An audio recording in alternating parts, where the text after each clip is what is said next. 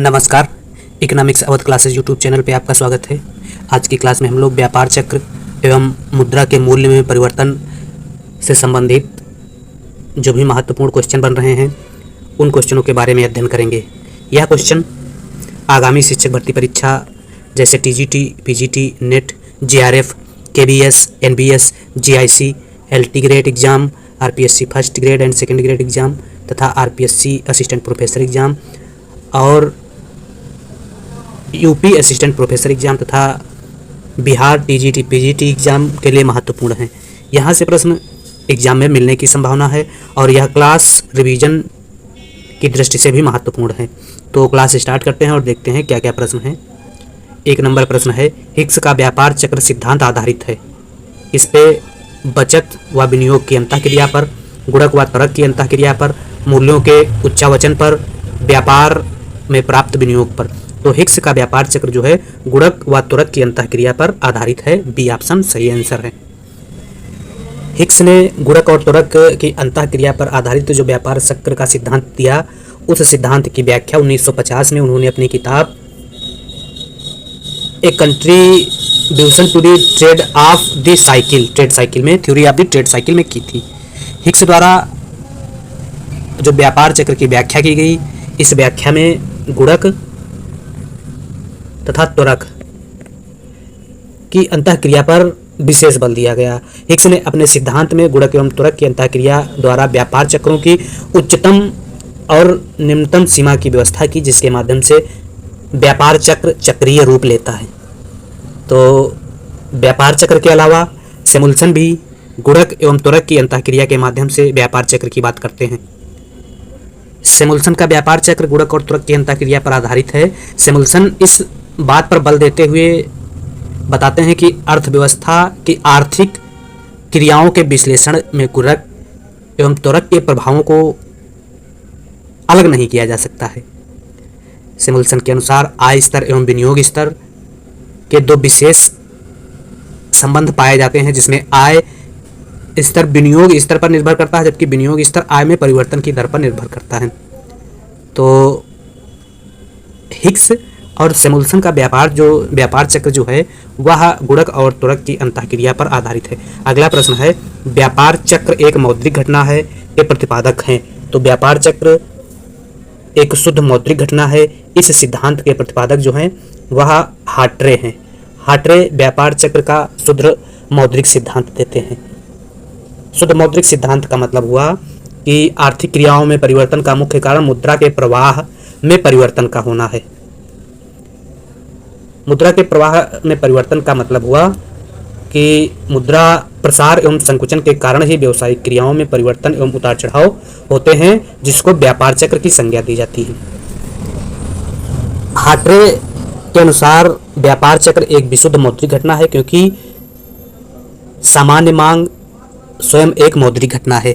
तो इस प्रकार से व्यापार चक्र एक मौद्रिक घटना है। यह कथन आरजी हार्ट्रे का है। इसके अलावा हेप व्यापार चक्र को अति विनियोग सिद्धांत मानते हैं और बैंक शाखा का अति निर्गमन ही व्यापार चक्र की उत्पत्ति का कारण मानते हैं। अगला क्वेश्चन है, तो 2 नंबर का सही आंसर बी है। सेमुल्सन का व्यापार चक्र सिद्धांत आधारित है गुणक पर, त्वरक पर। गुणक, तो सेमुल्सन का व्यापार चक्र भी गुणक और त्वरक सिद्धांत पर आधारित है। सी सही है। निम्न में से व्यापार चक्र की कौन सी अवस्था नहीं है? सुस्ती, तेजी, अवसाद, अतिसार। तो व्यापार चक्र की अतिसार अवस्था नहीं है। व्यापार चक्र की 4 अवस्थाएं हैं। 4 अवस्थाओं में समृद्धि की अवस्था, प्रतिसार की अवस्था, अवसाद या मंदी की अवस्था और पुनरुत्थान की अवस्था शामिल है। प्रतिसार, अवसाद, पुनरुत्थान, समृद्धि की अवस्था व्यापार की अवस्थाएं 4 अवस्थाएं हैं। अतिसार नहीं शामिल है। अतिसार की जगह प्रतिसार होता तो शामिल हो जाता।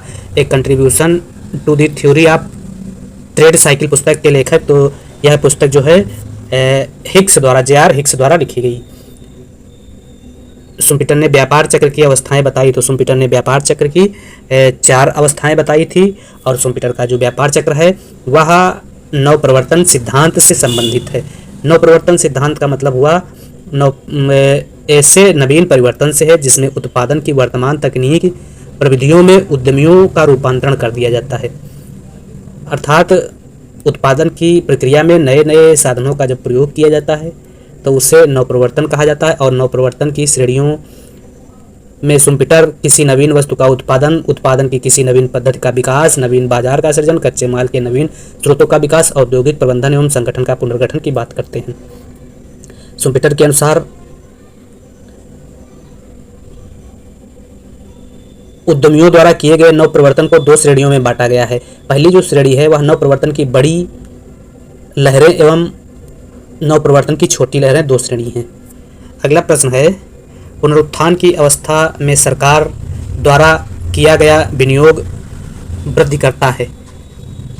पुनरुत्थान की अवस्था में सरकार द्वारा किया गया विनियोग वृद्धि करता है तो प्रेरित निवेश में वृद्धि करता है।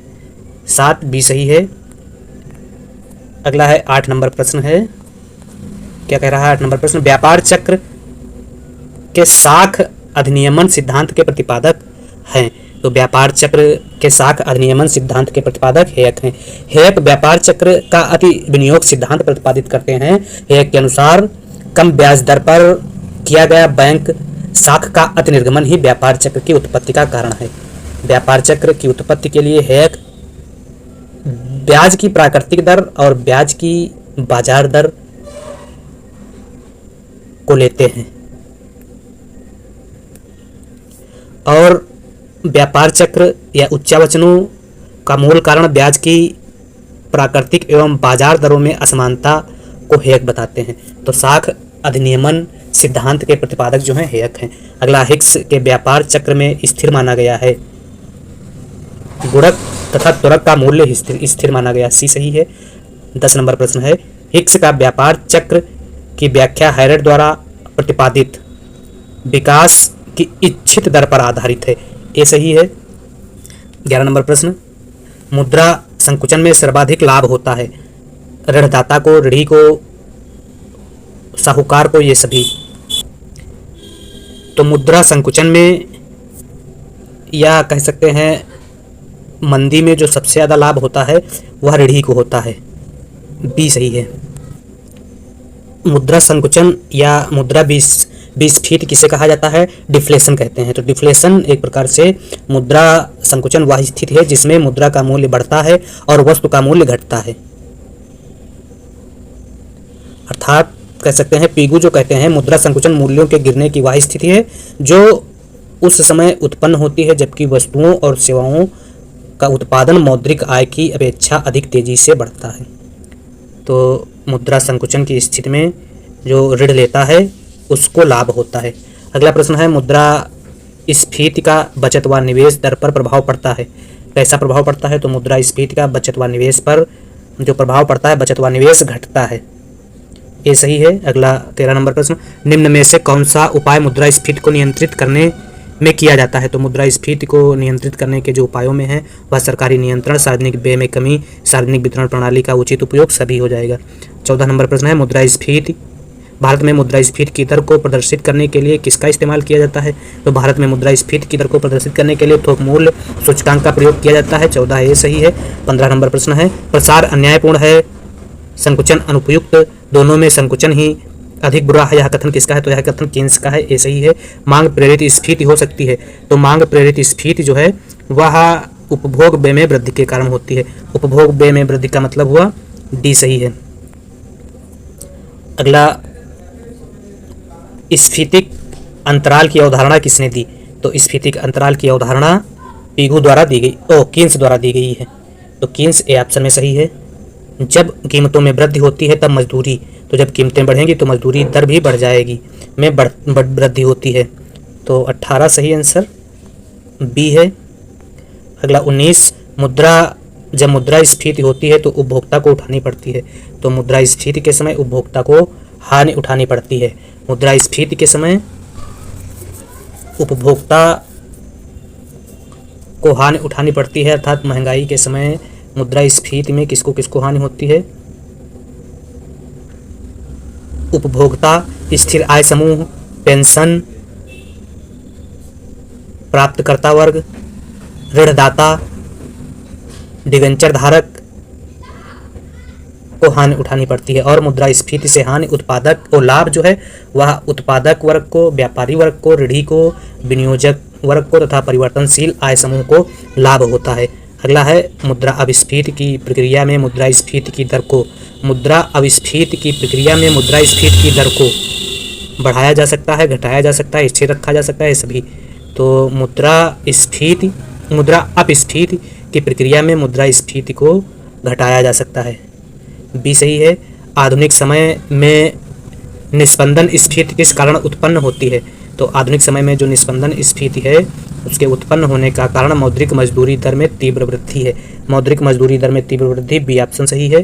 फिलिप्स वक्र संबंध बताता है, तो फिलिप्स वक्र मुद्रास्फीति एवं बेरोजगारी के बीच संबंध बताता है। ए मुद्रा प्रसार की तुलना डाकू से की जानी चाहिए, किस अर्थशास्त्री का कथन है? तो मुद्रा प्रसार की तुलना डाकू से करने की बात वकील एवं ब्रह्मानंद करते हैं। ऑप्शन में दिया नहीं तो कोई नहीं हो जाएगा। मुद्रास्फीति की अर्थव्यवस्था में निम्न वर्ग को लाभ होगा, तो मुद्रास्फीति या महंगाई की स्थिति में लाभ प्राप्तकर्ता वर्ग जो है, तो मुद्रास्फीति से लाभ प्राप्तकर्ता वर्ग में उत्पादक, व्यापारी, ऋणी, विनियोगकर्ता, परिवर्तनशील आय समूह है तथा तो मुद्रास्फीति से लाभ किसको प्राप्त होता है? तो इसमें उत्पादक और व्यापारी वर्ग दोनों को लाभ प्राप्त हो जाएगा। तो उत्पादक वर्ग, व्यापारी वर्ग ए तथा बी दोनों में दिया गया है। बाकी अगर मुद्रास्फीति से हानि किसको प्राप्त होती है? तो हानि प्राप्तकर्ता वर्ग में उपभोक्ता, क्योंकि वस्तुएं महंगी हो जाती हैं तो उपभोक्ता को हानि होगी, ऋणदाता को। क्यों? क्योंकि वो जितना पैसा दिया होगा उसी के हिसाब से उसको पैसा मिलेगा, इसलिए ऋणदाता को हानि होगी और ऋणी को लाभ होगा। स्थिर आय समूह को हानि होगी, पेंशन धारक जो वर्ग है उसको हानि होगी, डिवेंचर धारक, शेयर धारक वर्ग को मुद्रास्फीति से हानि होगी। तो इस प्रकार से ए और बी सही आंसर है। अवमूल्यन से आंतरिक कीमतें घटती हैं, बढ़ती हैं या प्रभावित रहती हैं, ये सभी संभव हैं। तो अवमूल्यन से आंतरिक कीमतें जो हैं वह मुख्य रूप से अप्रभावित रहती हैं। मतलब अवमूल्यन वह प्रक्रिया है जिसमें किसी देश की सरकार मुद्रा के बाह्य मूल्य में परिवर्तन करती है और आंतरिक मूल्य को स्थिर रखती है। जब मुद्रा के बाह्य मूल्य को परिवर्तन करती है तो इसके फलस्वरूप क्या होता है? निर्यात सस्ते हो जाते हैं जिससे निर्यात बढ़ जाता है, और आयात महंगे हो जाते हैं जिससे आयात कम हो जाता है। निर्यात बढ़ने से और आयात कम होने से बीओपी में जो घाटा होता है उसमें सुधार होता है। इस प्रकार से अवमूल्यन से आंतरिक कीमतें अप्रभावित रहती हैं, सी सही है। अगला, बैंक दर के बढ़ने से क्या होता है? साख का संकुचन होता है, साख का प्रसार होता है। ए तथा बी दोनों, उपरोक्त दोनों स्थितियां संभव है। तो बैंक दर के बढ़ने से साख का संकुचन भी होता है और विस्तार भी होता है। ए और बी दोनों संभव है, सी सही है। अगला क्वेश्चन है 27 नंबर, जब वस्तुओं के मूल्य कल्पना से अधिक बढ़ जाते हैं तो उससे कहते हैं। तो जब वस्तुओं के मूल्य कल्पना से अधिक बढ़ जाते हैं तो उसे स्फीति कहते हैं। स्फीति ए ऑप्शन में दिया गया है। स्फीति में कुछ उसकी दर के आधार पर स्फीति होती है, जैसे चलती हुई स्फीति, जिसमें स्फीति की दर 6 से 10% वार्षिक होती है। दौड़ती हुई स्फीति, इसमें स्फीति की दर 10% से 20% वार्षिक होती है। इसके अलावा कूदती स्फीति, तो कूदती हुई स्फीति जो होती है वह 2 अंकीय या 3 अंकीय होती है, जिसमें स्फीति की दर 20% से 100% या 200% वार्षिक होती है। और इसके अलावा हाइपर इन्फ्लेशन होती है एक, या 3 अंकीय या इससे अधिक होती है प्रतिवर्ष। तो चलती, दौड़ती, कूदती और हाइपर स्फीति, या स्फीति के कुछ प्रकार हैं। चलती स्फीति 6 से 10% वार्षिक, दौड़ती स्फीति 10 से 20% वार्षिक, कूदती स्फीति 2 अंकीय या 3 अंकीय होती है, जैसे 20% से लगा के, या कह सकते हैं 99% से लगा के 100% या 200% तक। और हाइपर इन्फ्लेशन जो है वह 3 अंकीय होती है। तो इस प्रकार से जब वस्तुओं के मूल्य कल्पना से अधिक बढ़ जाते हैं तो उसे मुद्रास्फीति या स्फीति कहते हैं। 27 ए सही है। अगला 28 नंबर प्रश्न है, क्या है? मुद्रा संकुचन का प्रमुख कारण है। मुद्रा संकुचन के कारणों में प्रमुख कारण क्या है? ऑप्शन देख लेते हैं। अपरिवर्तनशील पत्र मुद्रा, सरकार का करारोपण द्वारा बाहरी ऋण लेना, मुद्रा की मात्रा में स्थिरता एवं वस्तु की मात्रा में वृद्धि, उपरोक्त सभी। तो मुद्रा संकुचन का कारण अपरिवर्तनशील पत्र मुद्रा, ठीक। सरकार का करारोपण द्वारा बाहरी ऋण लेना, यह भी सही है। मुद्रा संकुचन, तो सभी सही हो जाएंगे, डी। निस्पंदन स्फीति एक नई बीमारी का नाम है, यह विचार दिया। तो निस्पंदन स्फीति एक नई बीमारी का नाम है, फ्रीडमैन ने कहा, सैमुअल्सन ने कहा, जॉनसन ने कहा, सोलो। तो यह सैमुअल्सन का कथन है। निस्पंदन स्फीति क्या है जान लेते हैं। क्या है निस्पंदन स्फीति? तो अर्थव्यवस्था में जब एक तरफ कीमतें बढ़ रही होती हैं तथा दूसरी तरफ आर्थिक विकास अवरुद्ध होता है, अर्थात निष्क्रियता या जड़ता की स्थिति आ जाती है। आर्थिक गतिहीनता की स्थिति जब अर्थव्यवस्था में विद्यमान होती है तो उसे निस्पंदन स्फीति कहा जाता है। या कह सकते हैं कि निस्पंदन स्फीति की स्थिति तब उत्पन्न होती है जब मंदी तथा बेरोजगारी में वृद्धि के साथ साथ कीमतों में भी वृद्धि होती है। मंदी भी हो, बेरोजगारी भी हो और कीमतें भी बढ़ें, मतलब मुद्रास्फीति एवं मंदी जब साथ साथ अर्थव्यवस्था में पाई जाती है तो उसे निस्पंदन स्फीति कहा जाता है।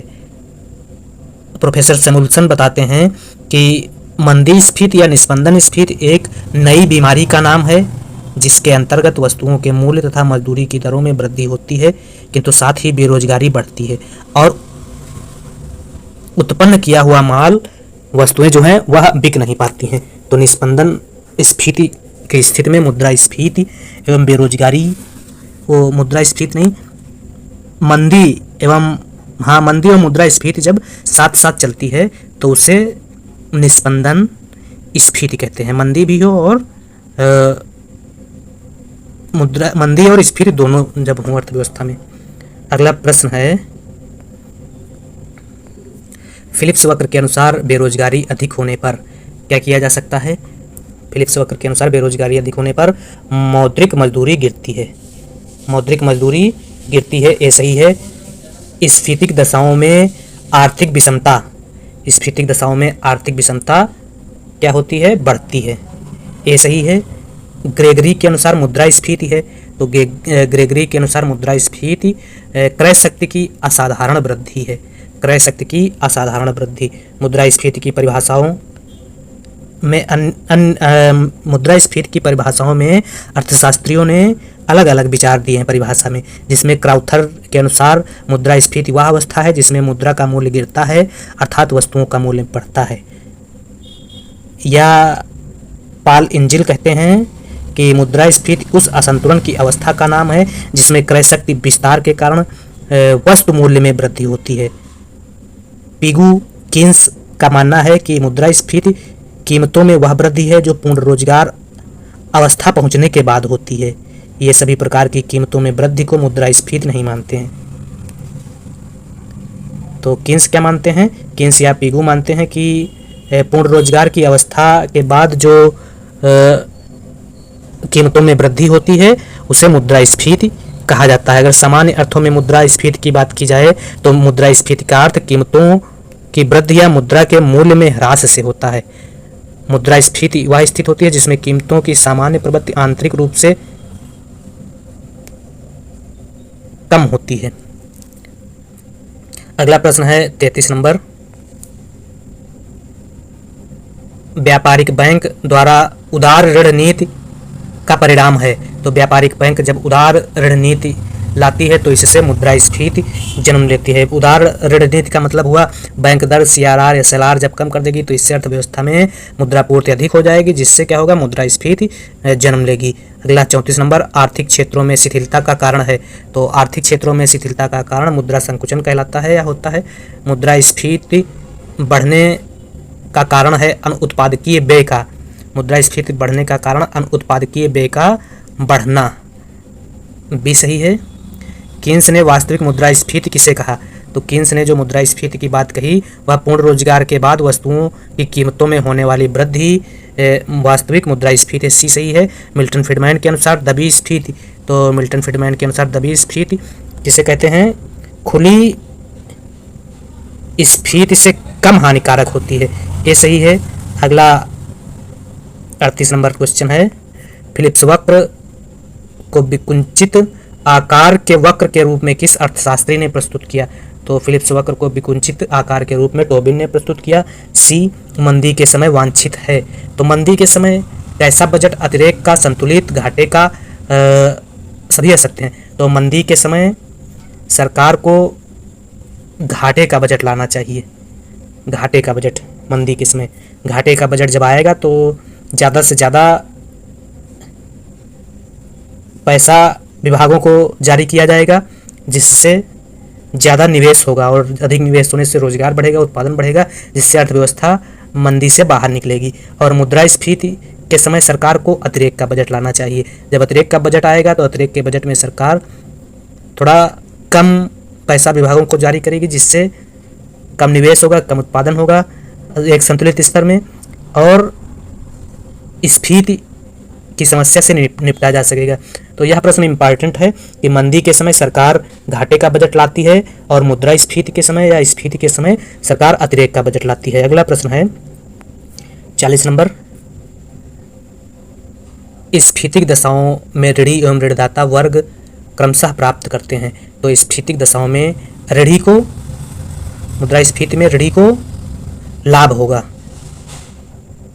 और ऋणदाता को हानि होगी। तो ऋणी को लाभ होगा और ऋणदाता को हानि होगी। मुद्रास्फीति में ऋणी को लाभ होगा और ऋणदाता को हानि होगी। तो लाभ हानि, सी ऑप्शन सही है। ऋणी को लाभ क्यों होगा मुद्रास्फीति में? जो ऋण लेगा वह ज़्यादा पैसा प्राप्त करेगा और ऋणदाता जो पैसा वापस करेगा वह उसी रेट में वापस करेगा जो पहले लिया होगा। तो इसलिए मुद्रास्फीति में ऋणी को लाभ होगा और ऋणदाता को हानि होगी। अगला, आधुनिक समय में निस्पंद स्फीति स्टैगफ्लेशन किस कारण उत्पन्न नहीं होती है? तो निस्पंद स्फीति या निस्पंदन मुद्रास्फीति या स्टैगफ्लेशन वह स्थिति है जिसमें मुद्रास्फीति एवं मंदी साथ साथ देखने को मिलती है। और यहाँ पूछा गया है आधुनिक समय में किस कारण उत्पन्न नहीं होती है? तो मौद्रिक मजदूरी में तीव्र वृद्धि के कारण उत्पन्न नहीं होती है। बी सही है। अगला, स्टैगफ्लेशन से आशय है। तो स्टैगफ्लेशन से आशय जिसमें विस्फीति के साथ बेरोजगारी होती है या प्रसार के साथ बेरोजगारी। तो मुद्रास्फीति के साथ जहाँ पर बेरोजगारी या मंदी की स्थिति होती है तो उसी को स्टैगफ्लेशन कहते हैं। जहाँ पर मुद्रास्फीति एवं बेरोजगारी या मंदी साथ साथ में रहती है उसे स्टैगफ्लेशन कहते हैं। मुद्रास्फीति एवं बेरोजगारी साथ साथ, बी ऑप्शन सही है। जब मुद्रा की पूर्ति में वृद्धि होती है तो वस्तुओं के मूल्य, तो मुद्रा की पूर्ति में जब वृद्धि होगी तो वस्तुओं के मूल्य बढ़ जाएंगे। जब अर्थव्यवस्था में मुद्रा ज़्यादा होगी तो मुद्रास्फीति उत्पन्न होगी, अर्थात वस्तुओं के मूल्य बढ़ जाएंगे। मुद्रा ज़्यादा होगी तो मुद्रा का जो वैल्यू है वह घट जाएगा और वस्तु का मूल्य बढ़ जाएगा। अगला है, जब देश में मुद्रा की मात्रा बढ़ जाने से स्फीति उत्पन्न हो जाती है तो इसे, जब देश में मुद्रा की मात्रा बढ़ जाने से स्फीति उत्पन्न हो जाती है तो इसे चलन स्फीति के नाम से जाना जाता है। ए, आर्थिक विकास के लिए मुद्रास्फीति आवश्यक है, कथन है, कुछ सीमा तक सत्य है। अगला प्रश्न है, विमुद्रीकरण नीति समाधान है। रेंगती स्फीति का चलती भागती दौड़ती सरपट दौड़ती। तो विमुद्रीकरण नीति जो है सरपट दौड़ती स्फीति का समाधान है या दौड़ती स्फीति का समाधान है। 46 डी सही है। अगला है 47 नंबर प्रश्न, मुद्रा संस्फीति रिफ्लेशन क्या होता है? तो मुद्रा संस्फीति स्वतः उत्पन्न होती है, जानबूझकर उत्पन्न की जाती है, अनियंत्रित होती है, उपरोक्त सभी संभव है। तो रिफ्लेशन जो है जानबूझकर उत्पन्न की जाती है, जानबूझकर, बी ऑप्शन में दिया गया है, बी सही है। क्या है रिफ्लेशन? रिफ्लेशन का तात्पर्य उस स्फीति से लिया जाता है जो मंदी के प्रभावों को दूर करने के लिए जानबूझकर की जाती है। मुद्रा संस्फीति तो हमेशा जानबूझकर मुद्रा संकुचन के कारण बिगड़ी हुई स्थिति में सुधार करने के लिए की जाती है। इसलिए मुद्रा संस्फीति या रिफ्लेशन जो है वह जानबूझकर की जाती है। अगर सटीक परिभाषा की बात की जाए तो मुद्रा संकुचन के कारण वस्तुओं के मूल्यों में गिरावट आ जाती है और देश में बेरोजगारी बढ़ जाती है। इस स्थिति को सुधारने के लिए जानबूझकर साख और मुद्रा की मात्रा में वृद्धि करके वस्तुओं के मूल्य में वृद्धि करने का जो कार्य किया जाता है वह रिफ्लेशन कहलाता है, मुद्रा संस्फीति कहलाता है। तो मुद्रा संस्फीति में जो है मुद्रा संस्फीति को जानबूझकर उत्पन्न किया जाता है। क्यों उत्पन्न किया जाता है? मंदी से निपटने के लिए। तो 47 बी सही है। 48 नंबर प्रश्न है, स्फीतिक दशाओं में व्यापार शेष। तो स्फीतिक दशाओं में व्यापार शेष कैसा होता है? स्फीतिक दशाओं में व्यापार शेष प्रतिकूल होता है, प्रतिकूल। बी सही है। मुद्रास्फीति से क्या होता है? आयात बढ़ता है और निर्यात घटता है। इससे क्या होगा? जब आयात बढ़ेगा, निर्यात घटेगा, तो व्यापार शेष प्रतिकूल हो जाएगा। अगला, स्फीति दशाओं में आर्थिक विषमताएं, तो स्फीतिक दशाओं में आर्थिक विषमताएं बढ़ जाएंगी।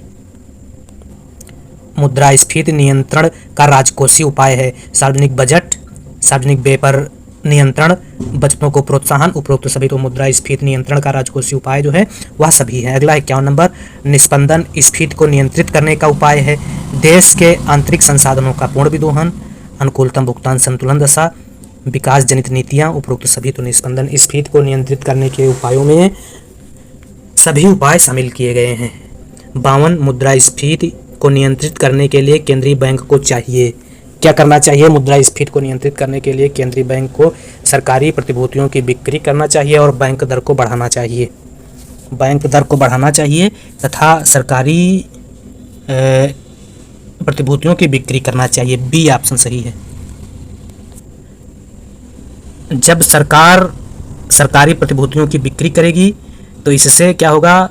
लोग सरकारी प्रतिभूतियां खरीदेंगे, तो इससे अर्थव्यवस्था से जो धन है वह बैंकों की तरफ जाएगा। इससे अर्थव्यवस्था में या लोगों के पास मुद्रा की कमी होगी, जो कहीं ना कहीं मुद्रास्फीति को नियंत्रित करेगी। इसी प्रकार से जब आरबीआई द्वारा बैंक दर बढ़ा दी जाएगी तो बैंक दर के बढ़ने से बैंक से लोन जो है वह लोग कम लेंगे, जिससे अर्थव्यवस्था में मुद्रा का प्रसार कम हो जाएगा। यह भी कहीं ना कहीं अर्थव्यवस्था में मुद्रा की कमी को ही दर्शाता है, जिससे क्या होगा? मुद्रास्फीति नियंत्रित की जाएगी। अगला है, मौद्रिक एवं वित्तीय नीतियाँ नियंत्रित करना तब अच्छा होता है जबकि क्या होता है? पूर्ण रोजगार की अवस्था में से नीचे अर्थव्यवस्था में मुद्रा प्रसार हो। ये सही है। मुद्रा संकुचन का कारण है, तो मुद्रा संकुचन के कारण में माल एवं सेवा की पूर्ति की तुलना में मुद्रा की पूर्ति की कमी। सी सही है। अगला क्वेश्चन है, अवमूल्यन शब्द का अर्थ है, तो अवमूल्यन शब्द के अर्थ में अन्य मुद्रा की तुलना में स्वदेशी मुद्रा के मूल्य को घटाना। ये सही है, मतलब अपने मूल्य को बाहरी देशों की तुलना में घटाना। अवमूल्यन से क्या होता है?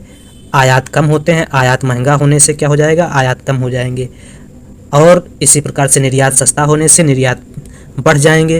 तो अवमूल्यन से जब निर्यात सस्ता होगा और आयात महंगा होगा तो निर्यात बढ़ेगा और आयात कम होगा, जो भुगतान संतुलन घाटे को संतुलित या समायोजित करता है। इसलिए कोई भी देश की सरकार अवमूल्यन करके भुगतान संतुलन घाटे को सुधार सकती है। भारत में मुख्य रूप से 3 टाइम रुपए का अवमूल्यन किया गया। अगला प्रश्न है, मुद्रास्फीति के कारण जीएनपी में श्रम अंश कम हो जाता है, यह किस कारण होता है? तो यह होता है कीमतों की अपेक्षा मजदूरी पिछड़ जाती है, कीमतों की अपेक्षा मजदूरी पिछड़ जाती है। ये ऑप्शन सही है। निम्नलिखित में से कौन मुद्रास्फीति से लाभान्वित होता है? बचतकर्ता वर्ग, ऋणदाता वर्ग, ऋणी वर्ग, पेंशनकर्ता वर्ग। तो मुद्रास्फीति से लाभान्वित वर्ग जो है वह ऋणी है, बाकी ऋणदाता को हानि होती है। मुद्रास्फीति को इनमें से किसके द्वारा रोका जा सकता है? बचत का बजट बना के, प्रत्यक्ष कराधान में वृद्धि करके, सरकारी व्यय में कटौती करके, उपरोक्त सभी। तो मुद्रास्फीति बचत का बजट बना के भी रोका जा सकता है, प्रत्यक्ष कर में वृद्धि करके भी रोका जा सकता है और सरकारी व्यय में कटौती करके भी रोका जा सकता है। 58 डी सही है। अगला क्वेश्चन है, निम्नलिखित में से कौन सी मुद्रास्फीति के नियंत्रण की विधि नहीं है? तो मुद्रास्फीति के नियंत्रण की विधि में ब्याज दर को कम करना, बाकी मांग पर नियंत्रण करना, मुद्रा की पूर्ति पर नियंत्रण करना, वस्तुओं की रसनिंग, यह मुद्रास्फीति को नियंत्रण करने की विधियां हैं। ब्याज दर को कम करके मुद्रास्फीति को नियंत्रित नहीं किया जा सकता है। सी सही है। आय स्फीति से अभिप्राय है, तो आय स्फीति से अभिप्राय अर्थव्यवस्था में मौद्रिक आय में वृद्धि से है। अगला है, मौद्रिक विभ्रम तब होता है, कब होता है? जब तभी महत्वपूर्ण है जब मुद्रास्फीति धीमी होती है, परंतु भागती स्फीति में यह समाप्त हो जाता है। एक सही है। और स्फीति की गति को कम कर देता है। 1 और 3 सही है। बी। अगला है 62, मांग जन्य मुद्रास्फीति निम्नलिखित कारणों में से किससे सृजित नहीं होती है? तो मांग जन्य मुद्रास्फीति किससे सृजित नहीं होती है? यह ऊंची कर दर से सृजित नहीं होती है, मांग जन्य मुद्रास्फीति। अगला है स्फीति की गति और बेरोजगारी की दर में विपरीत संबंध होता है। इस पर अनुभव आश्रित तथ्यों के आधार पर बल दिया। स्फीति की गति और बेरोजगारी की दर में विपरीत संबंध होता है। इस पर जो है फिलिप्स ने बात की। मुद्रास्फीति एवं बेरोजगारी के मध्य विपरीत संबंध की बात जो है फिलिप्स द्वारा की गई है, तो यह डी सही है। अगला हीनार्थ प्रबंधन की नीति की इसलिए आलोचना की जाती है क्योंकि इसमें क्या होता है, मुद्रास्फीति को बढ़ावा देती है। हीनार्थ प्रबंधन की नीति जो है मुद्रास्फीति को बढ़ावा देती है। अगला है मुद्रास्फीति के संरचनात्मक दृष्टिकोण के अनुसार स्फीति होती है क्योंकि क्या होती है, अर्थव्यवस्था के विभिन्न क्षेत्रों में संतुलित विकास नहीं होता है। देश में बिकने वाला उत्पाद और निर्यात के लिए किया जाने वाला उत्पाद भिन्न दरों से बढ़ता है।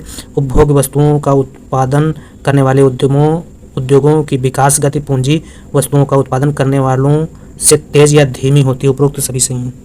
अगला है दबी मुद्रास्फीति में उपभोग की मात्रा, तो दबी मुद्रास्फीति में उपभोग की मात्रा घटती है, ये सही है।